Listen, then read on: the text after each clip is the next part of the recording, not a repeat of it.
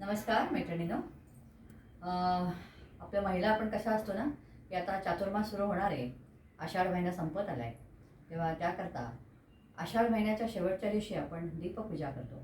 त्यालाही काही कारणं आहेत. हे पारंपरिक आहे. हे पूर्वीपासून चालत आलेलं आहे. तर ह्या दिव्यांची पूजा आपण का करतो? त्याला काही कारणं आहेत. त्याला काही कहाण्या सांगितलेल्या आहेत. आणि आपल्या संपूर्ण चातुर्मासमध्ये याचं संपूर्ण वर्णन पण केलेलं आहे.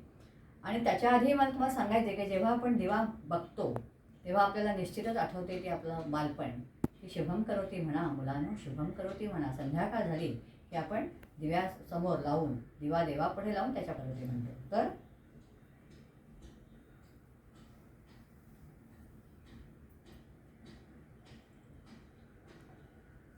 आपण ही शुभम करोती आता म्हणणार आहोत.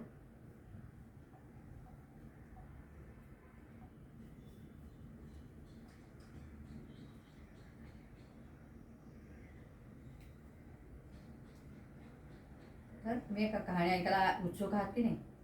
तुम्ही कहाणी ऐकायला उत्सुक आहात की नाही? हा, मग ते असं म्हणत राहतात का की आपण काही ना काहीतरी करतोय, त्याच्याकरता आपल्याला हे सगळं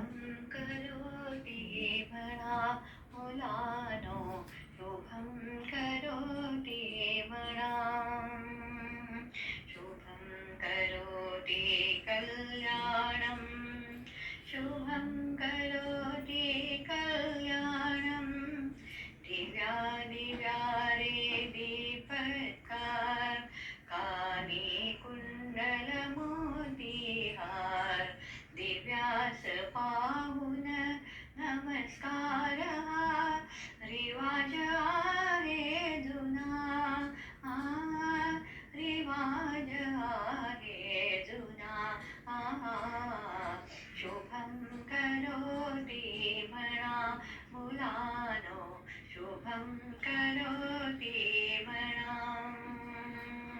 शुभं करोति कल्याणं शुभं करोति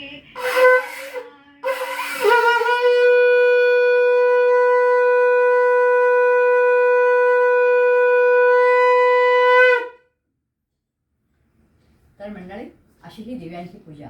आणि आता ही का केली जाते ह्याचं आपण कहाणीमध्ये त्याची ही गोष्ट ऐकूया. ऐका परमेश्वरा गणेशा तुमची कहाणी.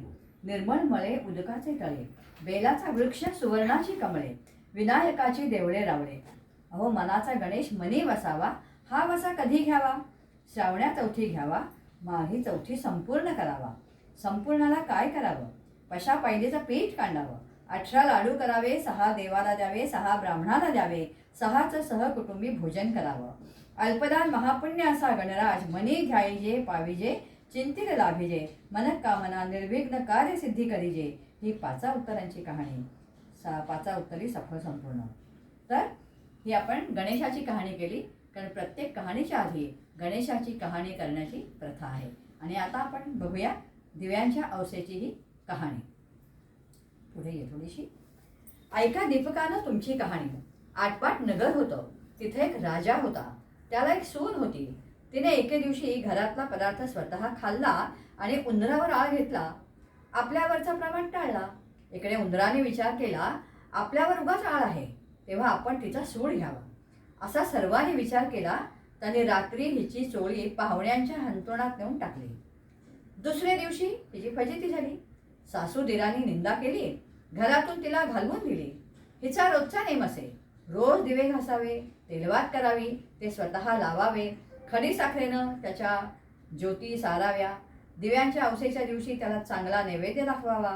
त्याचप्रमाणे ही घरातून निघाल्यावर ते बंद पडलं. पुढं ह्या औसेच्या दिवशी राजा शिकारीहून येत होता.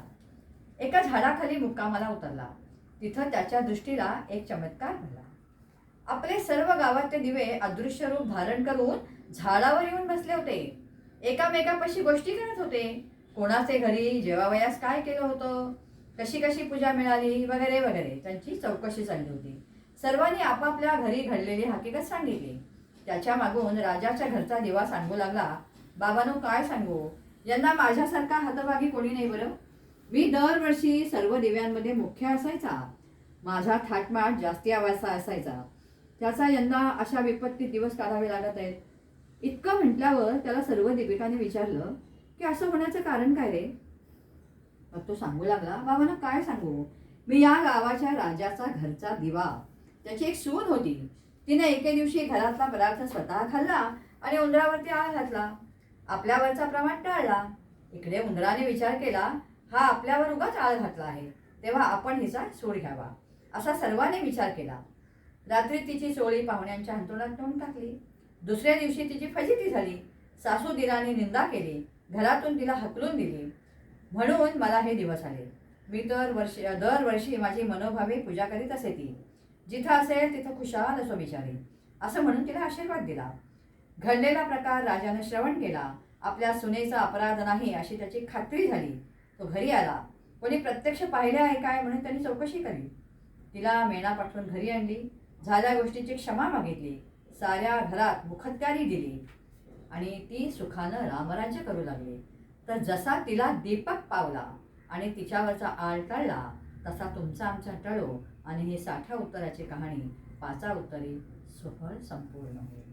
तर आपणही या कहाणीतनं एक चांगला संदेश त्यांनी दिलेला आहे की कुणावरही खोटा आळ घालू नये.